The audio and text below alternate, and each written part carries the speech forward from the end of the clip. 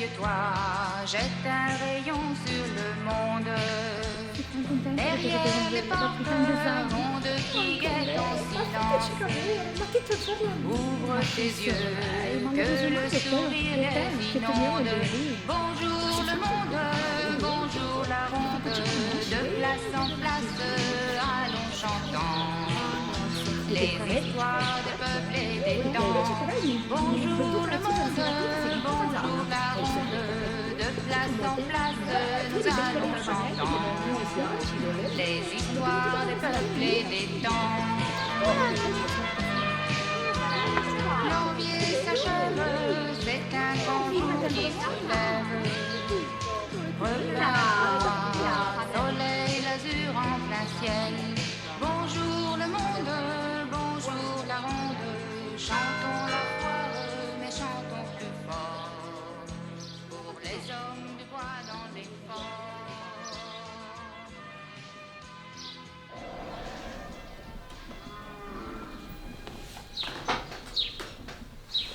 Nem pitole prope fecica de conte. Aia le mio entré.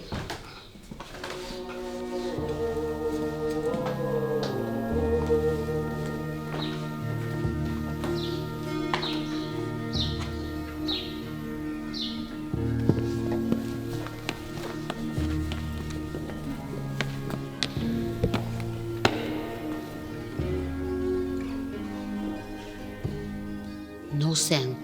Le sito lo mosaico di Solan. L'antrulo l'an 1997. Quelqu'un dit qu'elle est de l'an 1900. No, Pietro Presei l'est de l'an 1350. Mais la mai, 20 fois 24 ans fille, quand Lyon entrait dans sa vie, Per fare il travaglio? oui, Ah, per battere l'Elise. Peut battre l'Église. Mi rappello. Et c'est qu'elle est, c'est le Mazalentor. Ma lei mentena a Sansone che gli uccello Lion. Et l'écriture Lei ha una secreta frase che dia un palindroma. palindroma. Gli due che tu pula lì, da dritta a gozza e da gozza a dritta. Ah. Sator, Arepor, Tenet, Opera, Rotas. Sator, Arepo, Tenet, Opera, Rotas. Et c'est que vous dites. Lo campagnara, Willa Seloira, fei un di l'eroe di ciel. Setta frase fi lo carreau magique. Ma l'interpretazione di questa frase cae una drôle le de mystère de la collegiata de Saint-Ours. Anche alla fin di Chuissin, l'Église li dediai a Saint-Pierre. la meule la rebattia ed ella dans l'an de Diala Centaure. Mais il est vrai que ce sont tous les templari. Abbiamo en place le mosaico. Na cacchio anche lo dei. La baga curiosa di Carù dell'Église, lei che le pan Carù, l'encerchio. Ah.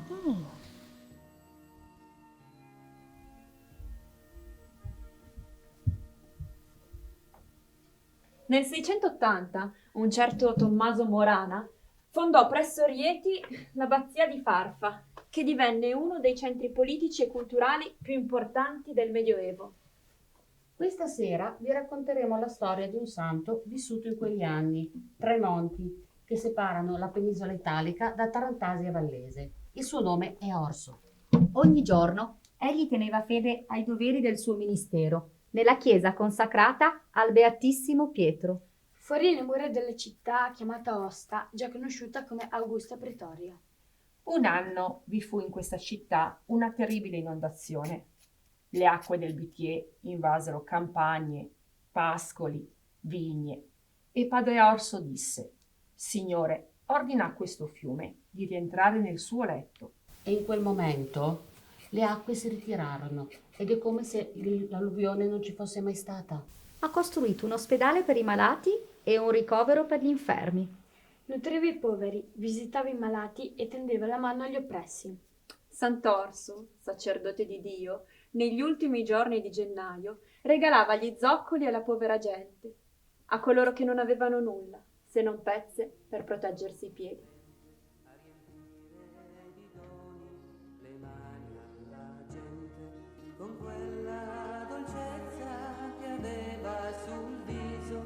scacciava il dolore, portava il sorriso.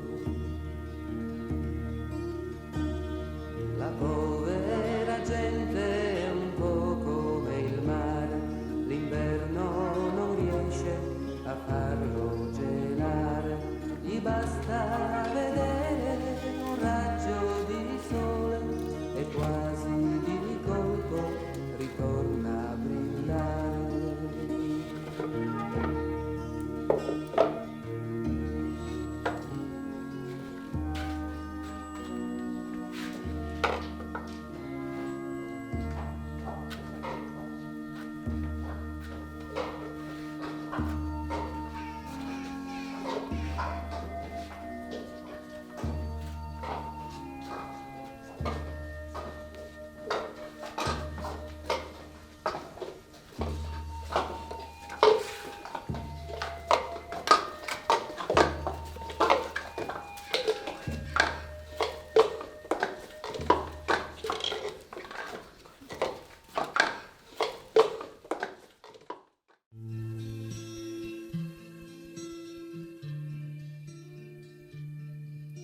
Contessa Marianne, non nascondo che ero ansioso all'idea di conoscervi.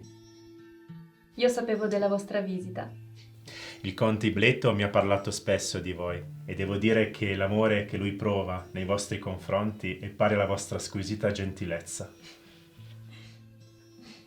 Parlate pure, sarò lieta di potervi aiutare. Non dubito della vostra bontà d'animo. Mi dispiace di non aver incontrato il conte oggi qui. Lui sa la fatica che incontro ogni giorno nel far rispettare gli ordini del mio padrone, il vescovo Plociano, nei confronti del popolo di questa terra. E gli sguardi delle loro sofferenze giungono fino a noi. Il conte Ibleto è intervenuto tante volte a saldare le decime destinate alla Chiesa. Sì. Purtroppo adesso è lontano, ma i nostri cuori sono sempre presenti. Sono tempi difficili per tutti, contessa, ma il nostro cuore ci aiuterà per superarli. È vero. È vero che quando si impara a guardare col cuore non si sbaglia mai. I vostri sentimenti sono simili alle parole della predica del prete della chiesa di San Pietro in Aosta.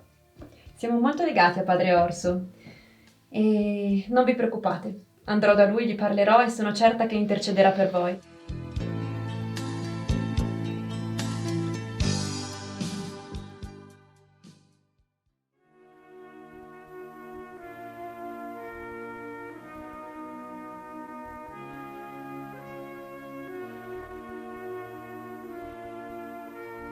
Alba di gennaio, le stelle ancora accese, la gente sta dormendo nel caldo delle case, si sentono i rintocchi di un vecchio campanile, un cane sta abbaiando rinchiuso in un cortile. La luna che inargenta, due nuvole che vanno, si sposta lentamente e guarda cosa fanno. Un uomo per la strada con il suo carro pieno, cammina lentamente, profuma un po' di fieno. Il nobile Ibleto viveva in un castello, ma un giorno si decise, buttò il suo mantello. Stanco di ingiustizie, di odio, di far guerra, si ritirò in montagna, amava la sua terra.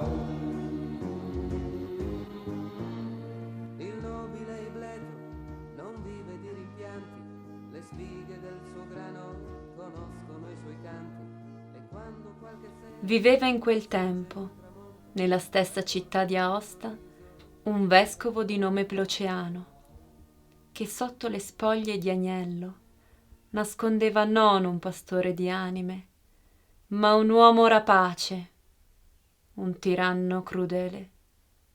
Il nobile Ibleto non vive di rimpianti, le spighe del suo grano conoscono i suoi canti, e quando qualche sera passeggia in un tramonto, s'accorge che il sorriso respira il suo racconto.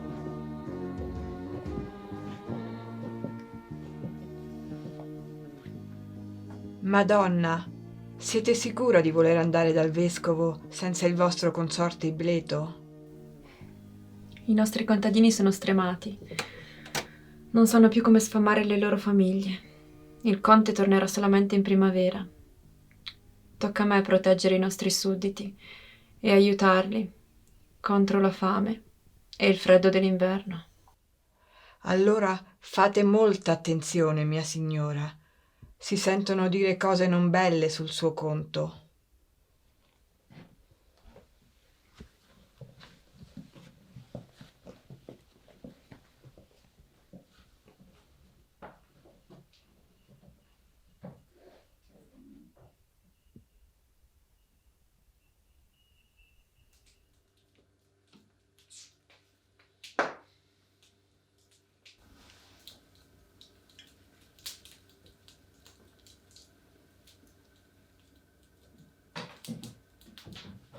Scusate, eccellenza, la contessa del castello di Sogni chiede udienza.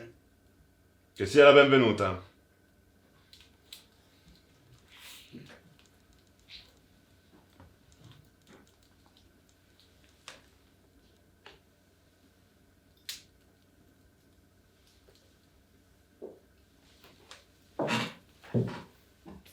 Eccellenza, vengo da voi a nome del conte di Leto di Sogni.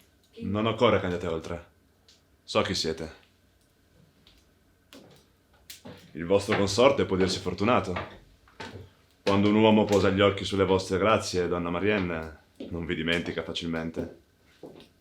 È un onore avervi qui. Qual è il motivo?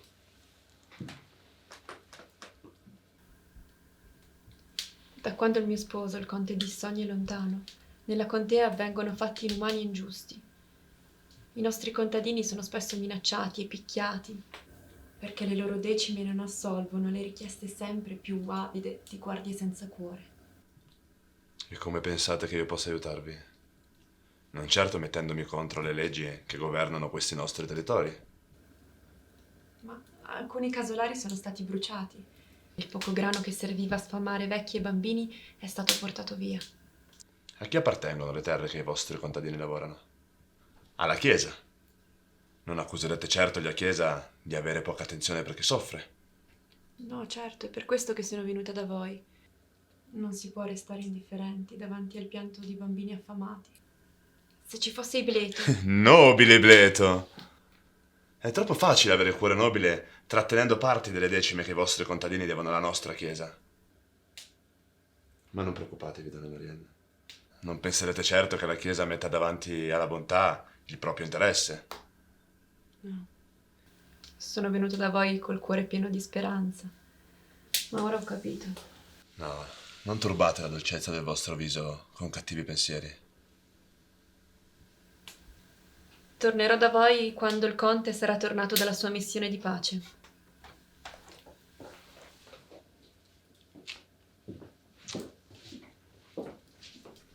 Dite al vostro nobile Ibleto che lo aspetto con ansia, con molta ansia. Ma quando San Corso veniva umilmente a riempire le mani. Aiuto! Aiutatemi! Per pietà! Attenti, un servitore del vescovo! Torna da Proceano, schiavo del demonio! Aiutatemi, per pietà. Dove trovo padre Orso? Ma chi è che mi cerca? Sono Ettore, servitore del vescovo Proceano. Perché sei così impaurito? Ho tradito la fiducia del mio signore, non ho eseguito un suo ordine e adesso sono minacciato di morte. Ma cosa dovevi fare? Dovevo punire un uomo che non ha dato la decima del suo raccolto.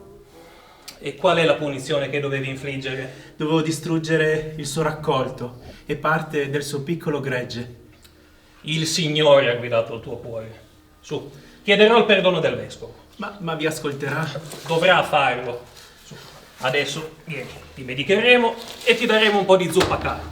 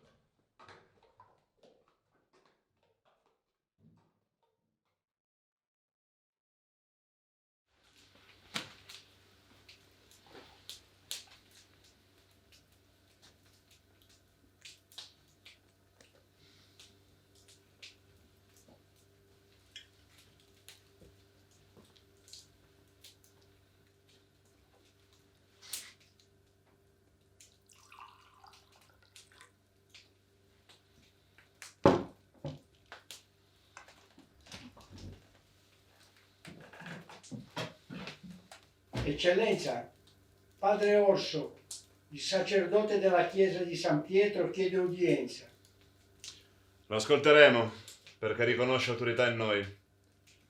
Che sia portato al nostro cospetto.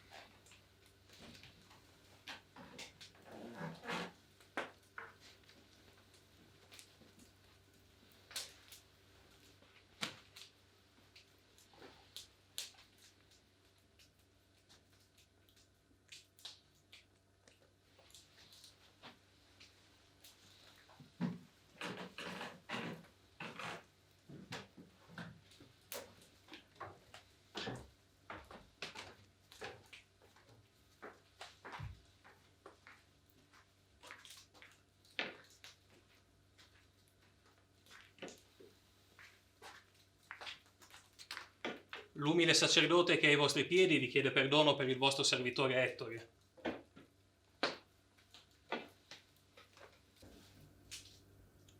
Il nostro servo ha creduto di poter scegliere dopo di noi. Non ha voluto obbedire. Ma nella vostra magnanimità e saggezza sapete che non ha obbedito per bontà. Per bontà, dite?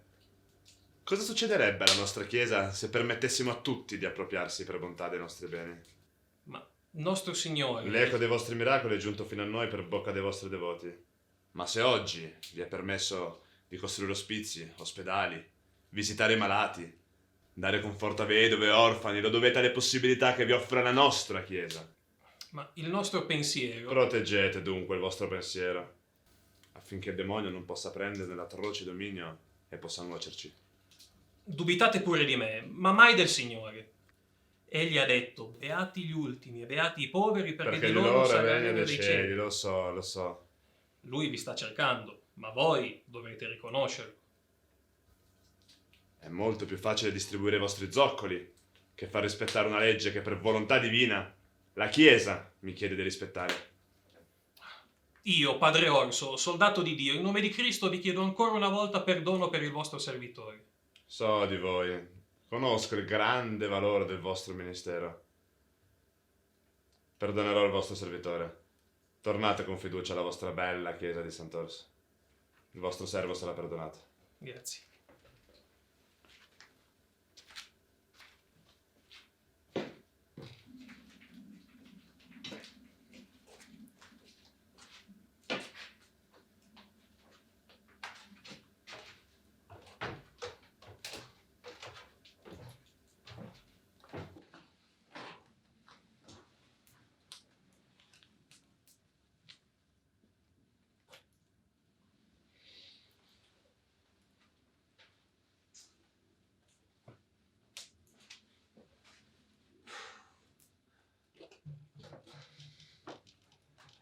Dovevo accorgermi subito che dietro le belle maniere di questo prete si nasconde un pazzo. Ho studiato per 20 anni teologia e filosofia all'abbazia di Farfa. Non mi farò certo abbindolare dalle parole di quello scellerato. Guardie! Andate a cercare questo Ettore. Torturatelo come si deve.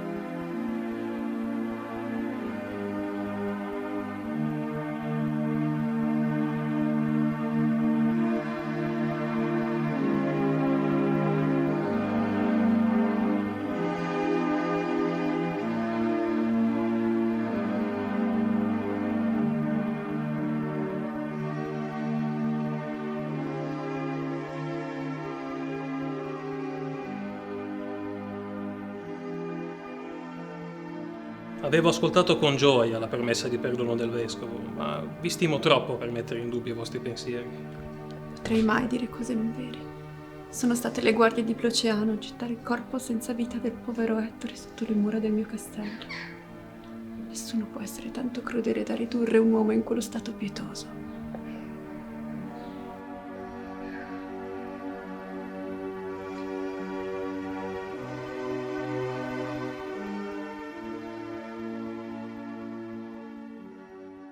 Bloceano, usurpatore, crudele tiranno, le tue torture hanno ucciso Ettore, ma anche tu morirai, questa notte, per mano del demonio. Il diavolo che hai sempre servito soffocherà in te la vita. Io stesso sarò presente al tuo giudizio davanti a Dio.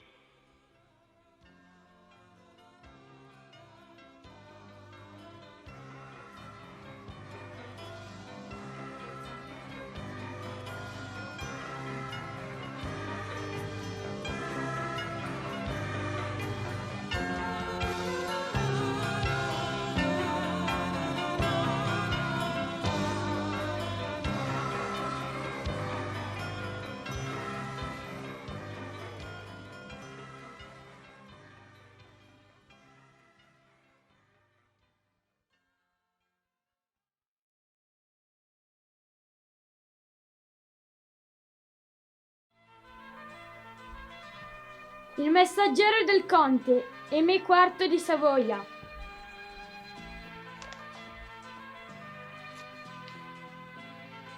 Mercatus Sanctu Orsi concessum, es a foro granario Trinitatis usque ad Pontelliam debo vernario e non plus ultra.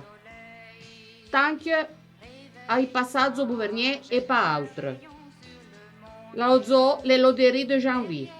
Le con rappelle que petit zoo sarambetou de tribunal spécial peut juger les rises urgentes.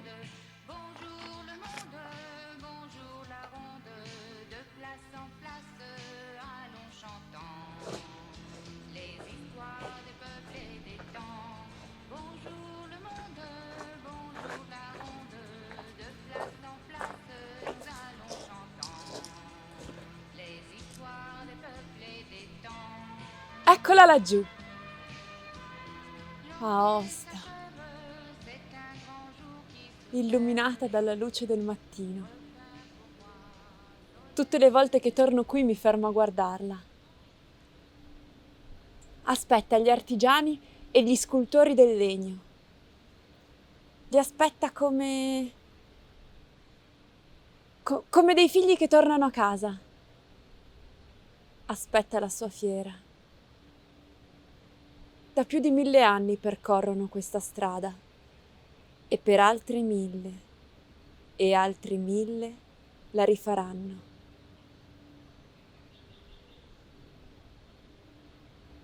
Ma adesso si è fatto tardi. È meglio allungare il passo.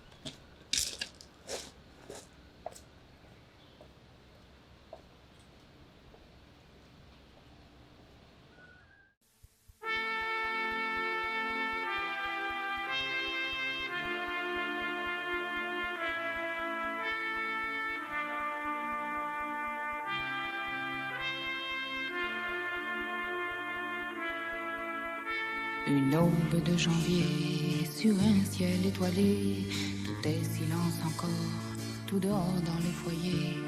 On entend au lointain l'écho d'un vieux clocher et un chien enchaîné qui pleure sa liberté.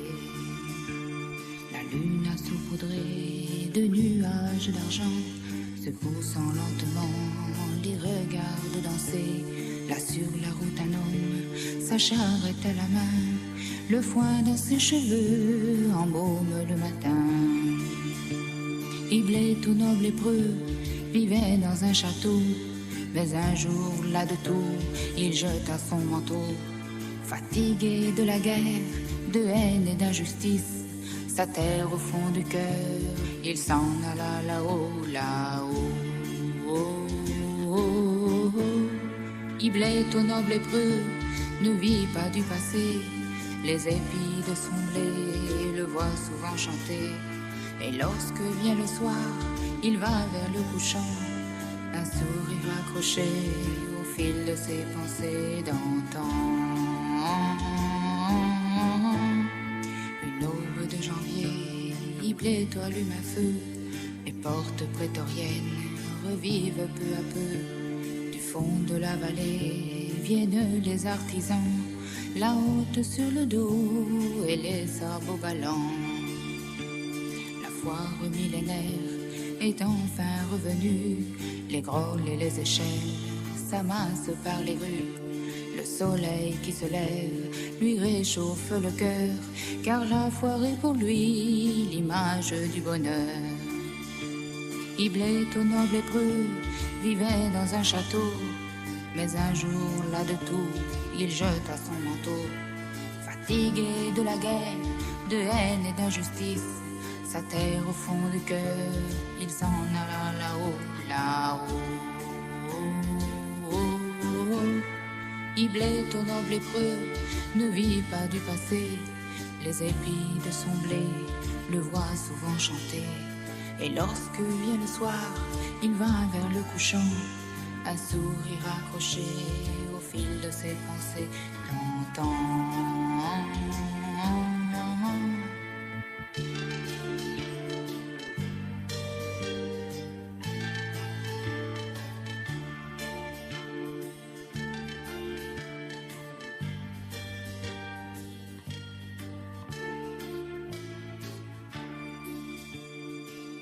De Saint-Anselme, des portes prétoriennes, fourmillent de curieux de toutes les nations.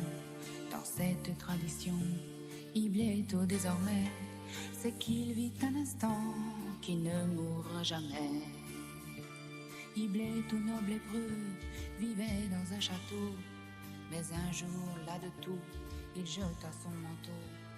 Fatigué de la guerre, de haine et d'injustice, sa terre au fond du cœur, il s'en alla là-haut, là-haut.